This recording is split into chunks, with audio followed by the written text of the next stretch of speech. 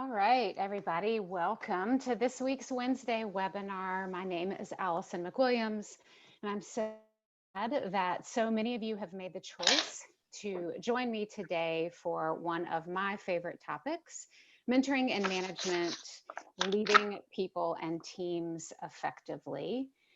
First, some housekeeping, and this is actually well timed. You should all be muted. It sounds like somebody is not. So if you can please mute yourself, that would be great.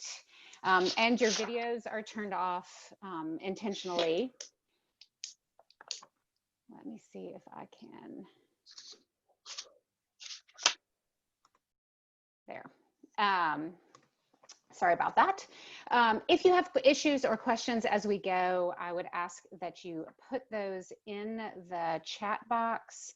My colleague Megan Hoyt is going to be monitoring that for us, and if I have time, I'll get to those questions at the end. If not, we are recording this webinar, and you all will be sent that recording in a follow-up email along with some bonus resources, and I will absolutely answer your questions there as well.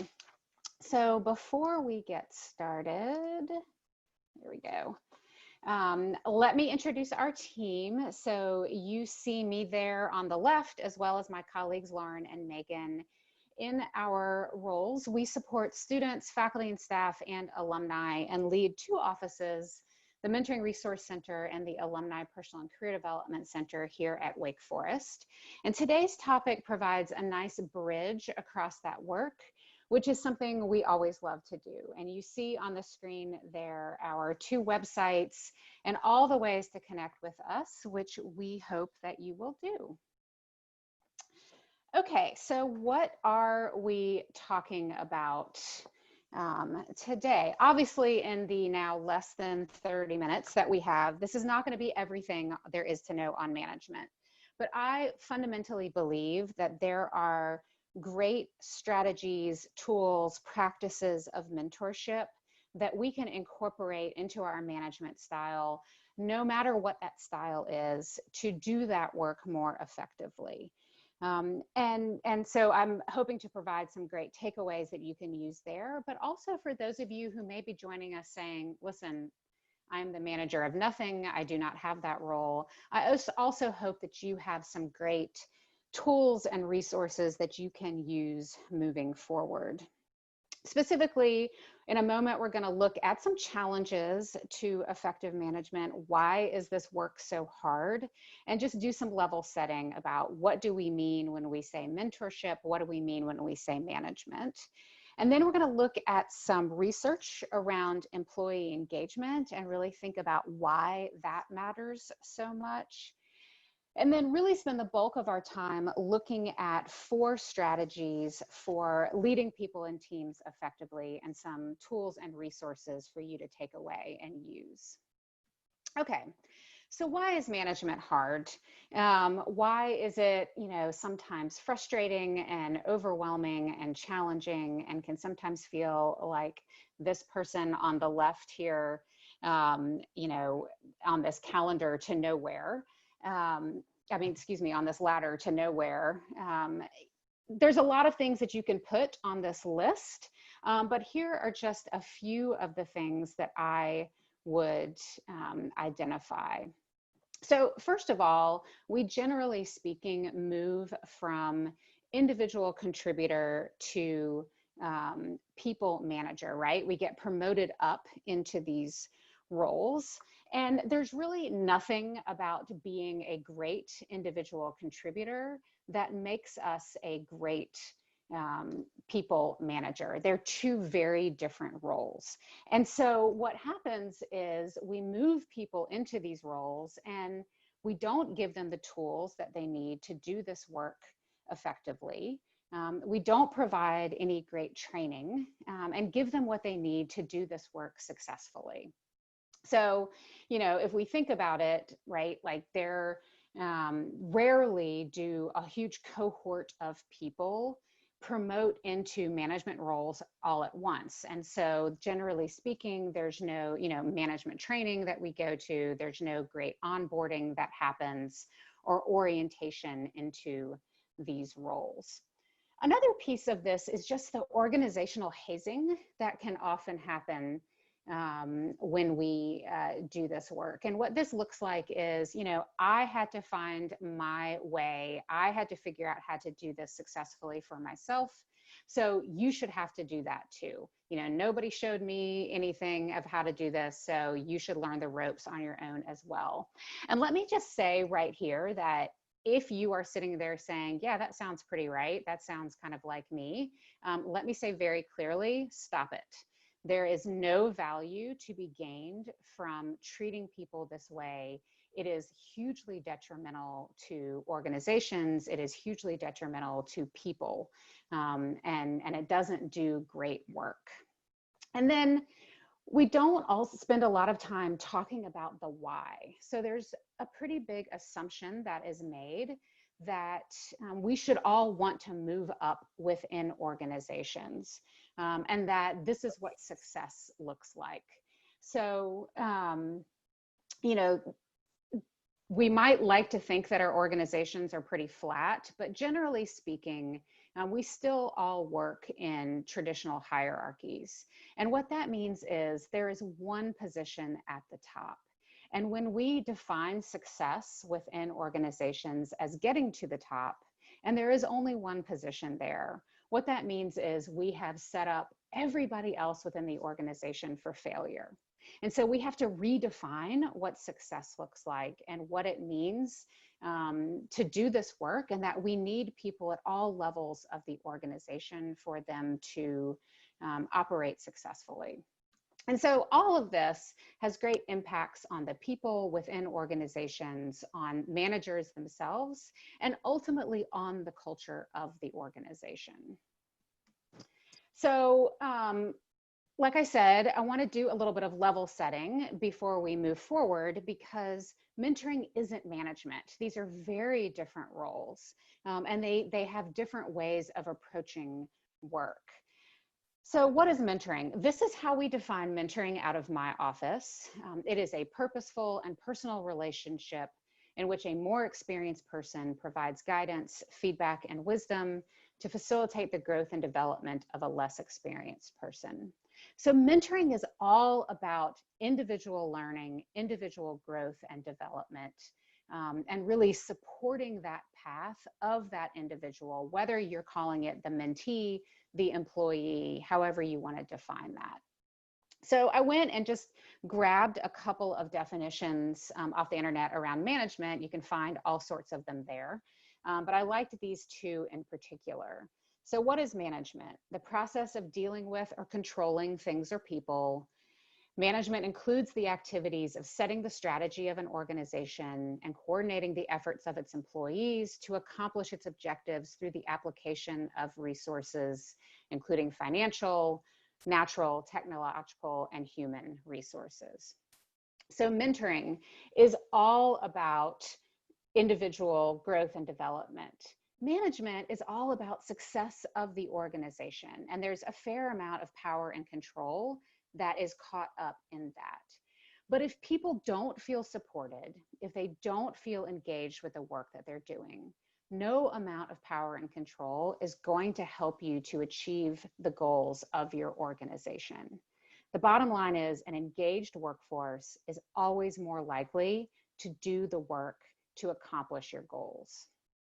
So let's talk about employee engagement and why it matters so much. So the fine people at Gallup have spent years and years and years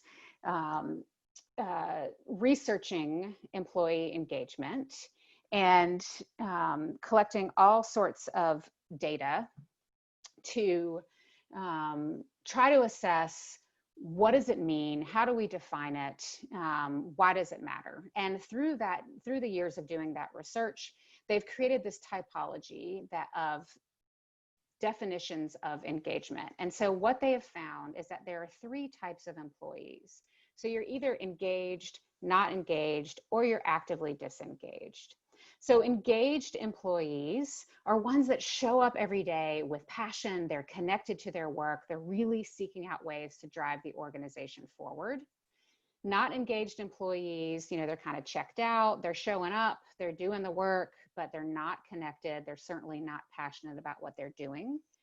And then the actively disengaged employees, they're not just unhappy at work, but they are busy acting out their unhappiness every single day and spreading that around the organization. So we all know these people, right?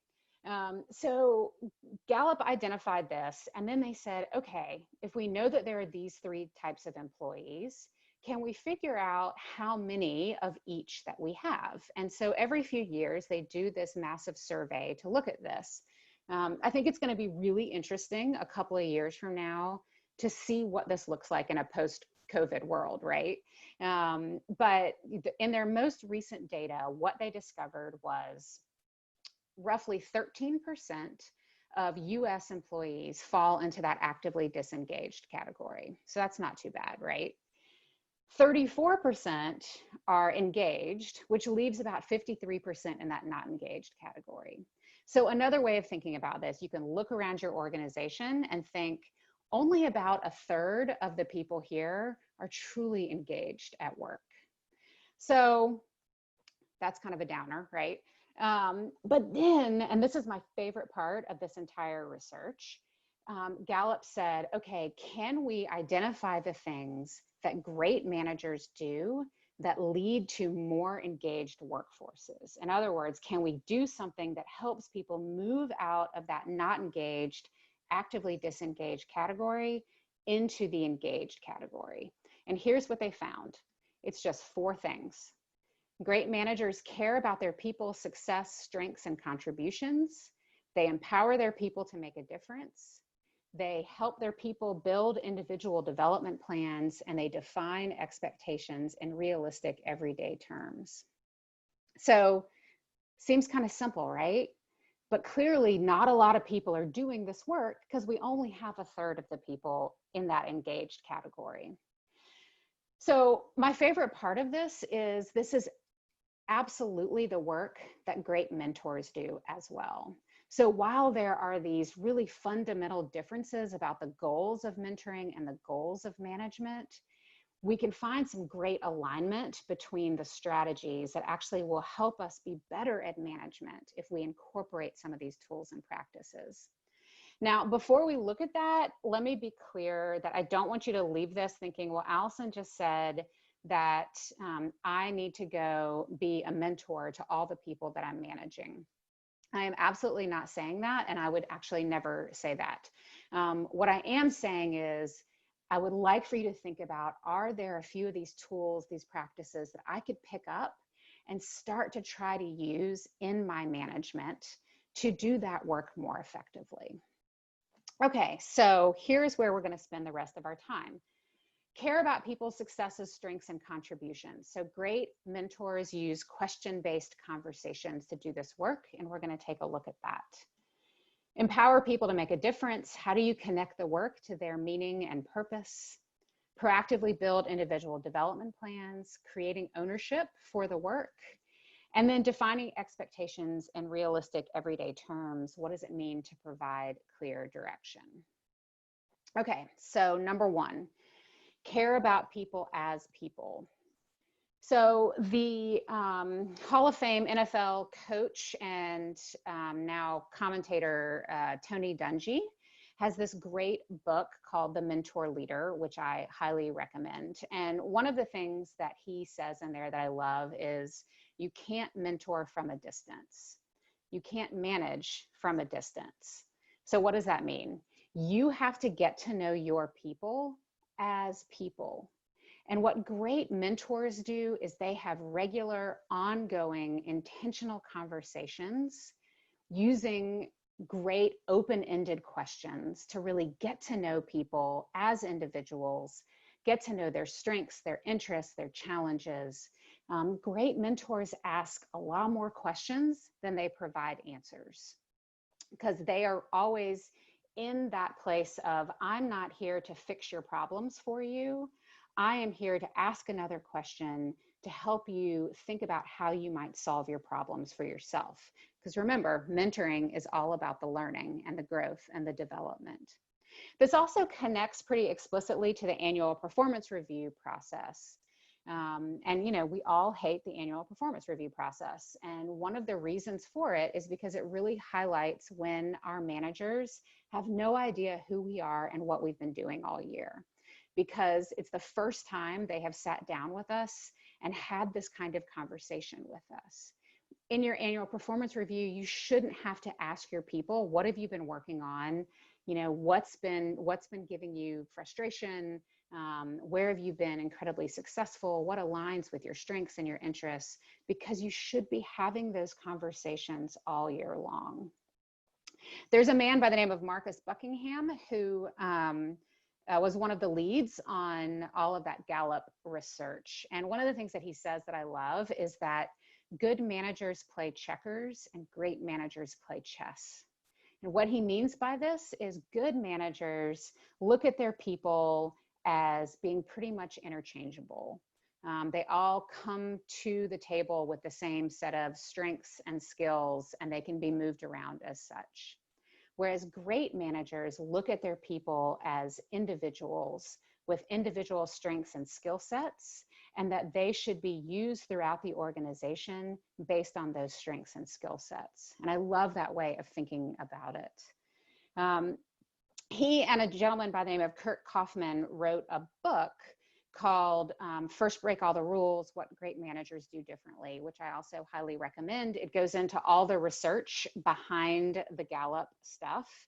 And one of the things in that book that they talk about are these 12 questions. And the 12 questions are what differentiate great organizations and great managers from others. And they are these simple but powerful questions. They are things like, do I know what is expected of me at work? At work, do my opinions seem to count? Does the mission and purpose of my company make me feel like my job is important? And so on. So I use these questions as part of my annual performance review process. And they don't go in my people's file, they don't go to HR, but because I've been having these other conversations all year long about the work that they're doing, we can have a deeper, more meaningful conversation about the value that they feel in the work that they're doing. Do they have what they need to be successful? Do they feel like they're cared about and cared for within the workplace? And I find that conversation much more interesting. Okay, so connected to this then is number 2, which is how do we empower people to make a difference? And that involves thinking about how we can connect the work to individuals' meaning and purpose. And how do we do that? By talking to them and having conversations with them to find out what their meaning and purpose is.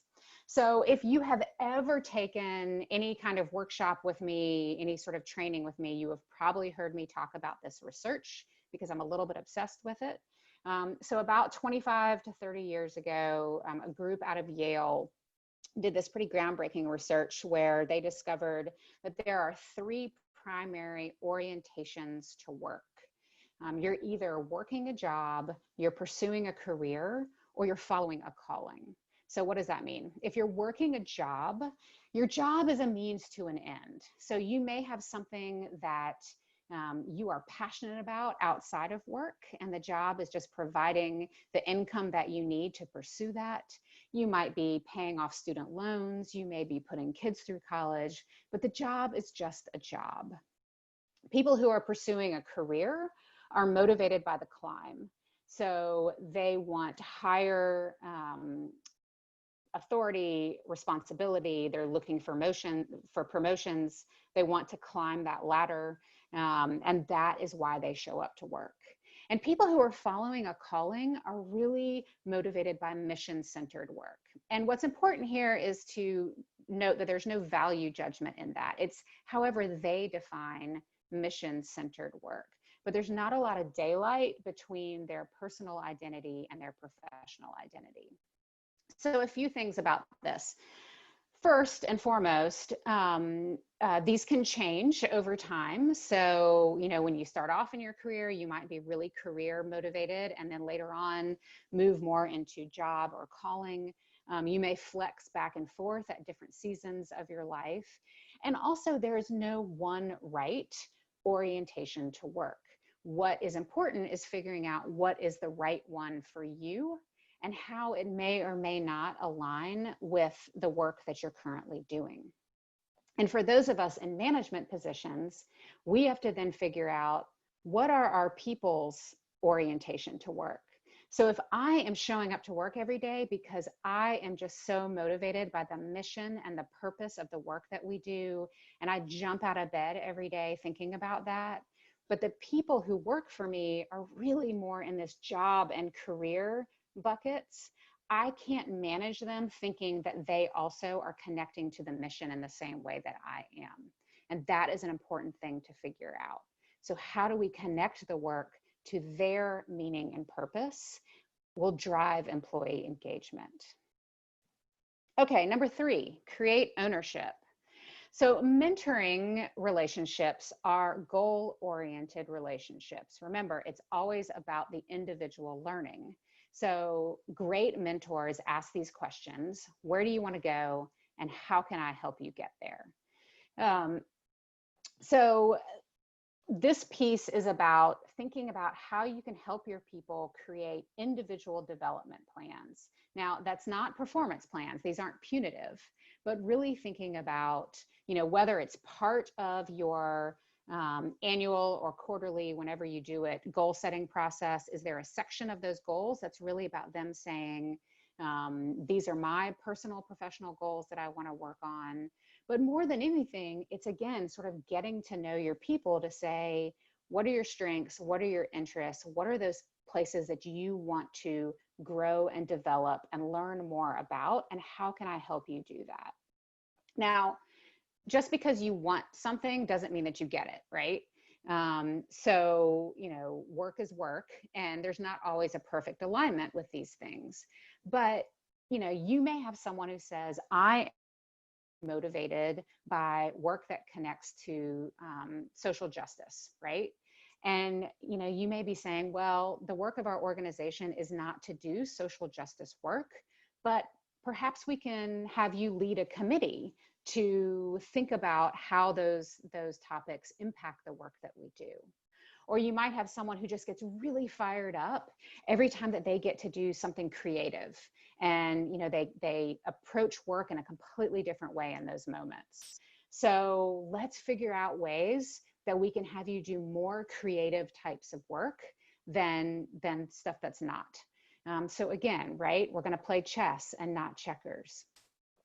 You may have a conversation where you say, okay, you are really motivated by social justice work. We don't do that work here. So let me help you figure out how you can find a role where you can do more of that work that actually just fires you up and gets you out of bed in the morning. So we have got to stop making it hard for people to say that they want to do something different, right? We know that people leave organizations and managers, they don't leave jobs. And so, by having those conversations, by saying, my goal ultimately is for you as a human being to end up in the place where you can be most successful, we're actually more likely to get people to stay with us. And so we have to remember that. So kind of a bonus strategy, but connected to this piece of setting goals, because, we're not going to have people set goals and create ownership around the work and then just, not provide any sort of accountability measure, is thinking about effective feedback. So one of the gifts of mentoring is that it provides us the space to hear what we need to hear and to get the feedback that we need, because when our mentors have gotten to know us and demonstrated that they care about us and our strengths and our interests, and they are really thinking about us in those ways, then we're more open to hearing these things. The problem with feedback from a management standpoint is that nobody knows how to do this well. And again, this goes back to those challenges. So we're not given the tools, we're not given the training to do this work well. We promote someone up into a management role, and then we say, great, here are your 12 people. Please do all their performance reviews. Best of luck. So I'm going to give you a very simple model to think about how to deliver effective feedback statements. And it's just this.